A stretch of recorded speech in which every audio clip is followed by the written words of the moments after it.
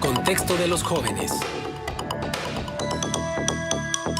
Jorge Saucedo está en este contexto de los jóvenes. ¿Cómo estás? Muy bien, Marcela. Buenos días. Buenos días, licenciado, y un saludo al auditorio que nos escucha esta mañana.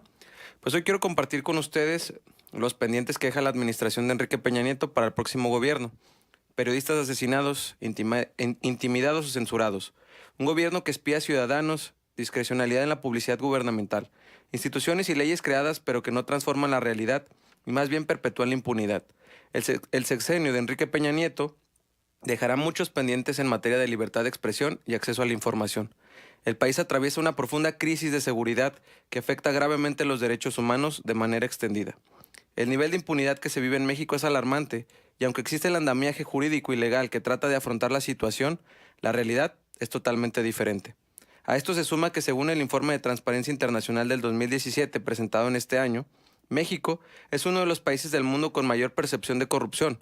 Aparece al final de la tabla en el puesto 135 de un total de 180, una cifra que ha tenido su reflejo en la campaña electoral, probablemente la más violenta de la historia democrática de México, con más de 130 políticos asesinados. 2018 podría convertirse en el año más violento de la historia de México según datos del propio gobierno. Entre enero y mayo de este año hubo por lo menos 20.505 homicidios dolosos y culposos. El motivo de estos es la implementación de estrategias equivocadas para combatir y reducir los delitos. Y no podemos olvidar los casos emblemáticos de graves violaciones a derechos humanos, como los 43 estudiantes de Ayotzinapa, los feminicidios, Tlatlaya, y en fin, los grandes casos que han ido marcando el gobierno de Peña Nieto y de los cuales, lamentablemente, no se ha podido dar una solución ya casi a 6 años. Desigualdad y pobreza. Y es que en nuestro país, en los últimos años, se ha habido una creciente desigualdad, sobre todo si nos vamos a la desigualdad en México 2018, elaborada por la Red de Estudios sobre Desigualdad del Colegio de México, donde esto nos informa que si observamos cuando los padres pertenecen a un grupo de personas desfavorecidas, el 50.2% de los hijos nunca van a cambiar de esa posición. Y aquí viene esta frase tan famosa que es: el pobre es pobre porque quiere. Y este estudio demuestra que pues el pobre no es pobre porque no quiere, sino porque las condiciones que tiene no son las ideales. Los 43 estudiantes de Ayotzinapa es el caso emblemático, caso que recordaremos que hace unas semanas se hablaba de esta sentencia que había dictado el Tribunal de Reynosa, donde se ordenaba a las autoridades reponer el procedimiento del caso y crear una comisión que garantizara la verdad y la justicia del caso de Iguala. Pues es un caso que ha marcado no solamente el gobierno, sino también desde el punto de vista de los derechos humanos. Podemos recordar que también en este gobierno fue la visita in loco de la Comisión Interamericana de Derechos Humanos y presentó su informe de derechos humanos, donde señalaba pues los graves problemas que tiene México en temas de derechos humanos. Y aunque tiene una apertura hacia a los mecanismos y a los organismos internacionales, al plasmar estos informes o estas recomendaciones, la realidad es muy lejana a lo que se busca, ¿no? Incluso el mismo alto comisionado de las Naciones Unidas ha señalado cómo México puede tener una voluntad política, pero no una voluntad con el pueblo. Y eso creo que hay que señalar lo que está pasando en este gobierno y que quedan esos pendientes para el próximo gobierno, porque son situaciones del día a día y que nos afectan a todos los mexicanos. Uh-huh. Bueno, pues la voluntad se tiene que expresar con acciones, ¿no? Porque finalmente, si hoy empiezan estos foros de reconciliación a los que ha convocado el gobierno de Andrés Manuel López Obrador, el gobierno entrante, pues, con la figura del virtual presidente electo, encabezándolos, creo que tiene que ser precedida de acciones muy concretas que vayan a brevar para la defensa de los derechos humanos. Sí, y yo creo que también hay que tener mucho cuidado, puesto que ahora que estuve en la Ciudad de México platicaba con este círculo político, principalmente en temas de derechos humanos, y la preocupación ahorita es que, no sé si recordarán este debate que hubo respecto a el bajar los salarios, los sueldos de los ministros de la Suprema Corte de Justicia. Uh-huh. Y una de las formas en que el gobierno virtual de AMLO está apretando es decir que se pretende crear un tribunal constitucional. Y esto quiere decir que habría un tribunal por encima de la Suprema Corte de Justicia. Entonces estamos hablando que habría otro poder sobre el mismo poder, pero este poder sería creado por el mismo Andrés Manuel. Pero eso es legal, eso está... Pues no es tan legal, pero existen precedentes como el Tribunal Constitucional de Colombia que sucedió y que pues esto es una manera de apretar a los otros poderes, ¿no? Porque entonces estaríamos hablando de que el tema de derechos humanos, pero también el tema de preservar, porque hay que tener muy en claro cuál es la función principal de la Suprema Corte en nuestro país, y es la protección de la Constitución y de los derechos.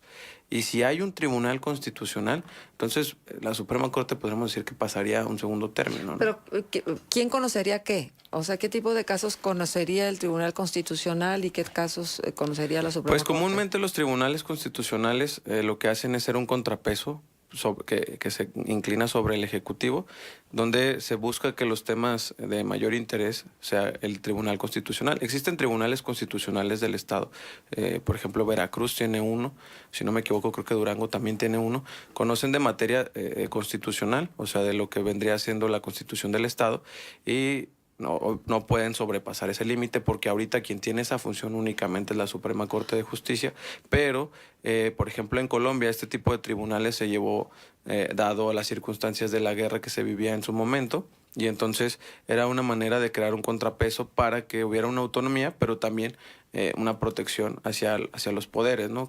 Y luego, ¿quién va a tener el contrapeso del Tribunal Pues Constitucional? ese es el problema, O sea, ¿no? no entiendo. Entonces, yo me señalo esto y también digo, es una propuesta que ha señalado el gobierno de Andrés Manuel, que incluso la exministra Olga Sánchez Cordero ahorita se encuentra un tanto molesta, puesto que sabemos que ocupó un papel fundamental en el equipo de Andrés Manuel, pero también no la han dejado maniobrar como ella quisiera y colocar pues piezas claves. Hay que entender que obviamente cada una de las personas que forman parte de este equipo pues traen su gente, ¿no? Traen a la gente que desean involucrar y la han bloqueado, y yo creo que es de las personas más serias que tiene el equipo de Andrés Manuel, pero también hay que tomar en cuenta que pues hay compromisos políticos. O sea, Andrés Manuel no llegó ahí nada más porque sí, o sea, sí tiene una gran aceptación del pueblo mexicano, pero también se supo mover estos últimos años y supo hacer muchas conexiones con todos los partidos, por eso estamos viendo los nombramientos, y esto pues nos lleva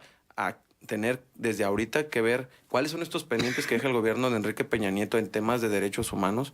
¿Por qué? Porque van a ser un precedente, ya sea bueno o malo, con el gobierno de Andrés Manuel. Bueno, justo hoy dentro de la agenda de contextos platicábamos la postura de la ONU frente al caso de Lidia Cacho.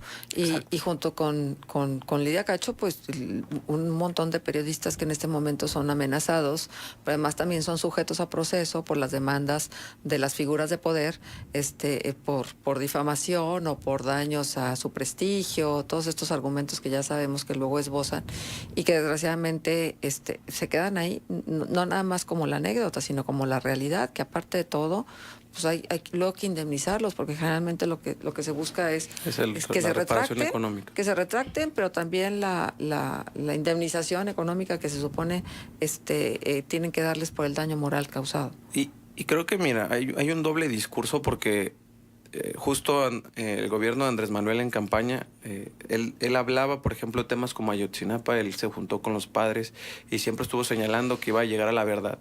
Pero ahora, después, ya una vez como virtual presidente, el discurso ha cambiado, ¿no? Ahora el discurso es como si la ley lo permite, si los mecanismos, si yo no voy a ir en contra del Poder Judicial, etcétera. Entonces empieza a haber esa distancia. Y justo pasa esto con el tema de los periodistas, que ahora yo creo que es algo fundamental hablar de los casos donde no solamente hablar de los periodistas que han sido asesinados y que han sido callados, que son muy lamentables y que se tiene que exigir una respuesta y sancionar a quienes hicieron eso, pero también de estos periodistas que son intentando ser callados a través de los poderes y sobre todo el poder político, ¿no? Porque el periodista se desgasta económicamente, pero también se desgasta porque tiene que estar pendiente de que su caso vaya conforme a derecho y que no vaya a haber un amparo o alguna sentencia que salga de la noche a la mañana que le afecte, ¿no? O sea, y no podemos comparar el equipo o el poder político económico que tiene, valga la redundancia, un político frente a un periodista. Y aquí habría que ponernos a pensar la importancia de la libertad de expresión y de los periodistas en nuestro país, porque la libertad de expresión es un pilar fundamental de la democracia, y sin libertad de expresión no podemos hablar de un país democrático como tanto se pregona en el gobierno. Claro, por supuesto. Bueno, pues muy interesante tu participación. Hay que darle seguimiento a este Tribunal Constitucional. Sí, yo creo que se es pretende armar. importante observar los últimos meses de este gobierno, pero sobre todo ir viendo para ver cuáles son las propuestas del próximo gobierno. Muy bien, pues Gracias. muchísimas gracias, Jorge, por tu presencia con Muchas nosotros. Nos gracias. dejas un punto de contacto. Claro que sí, en Facebook Jorge Saucedo y en Twitter @Jorge Informando. Ahí nos leemos y Gracias. nos escuchamos.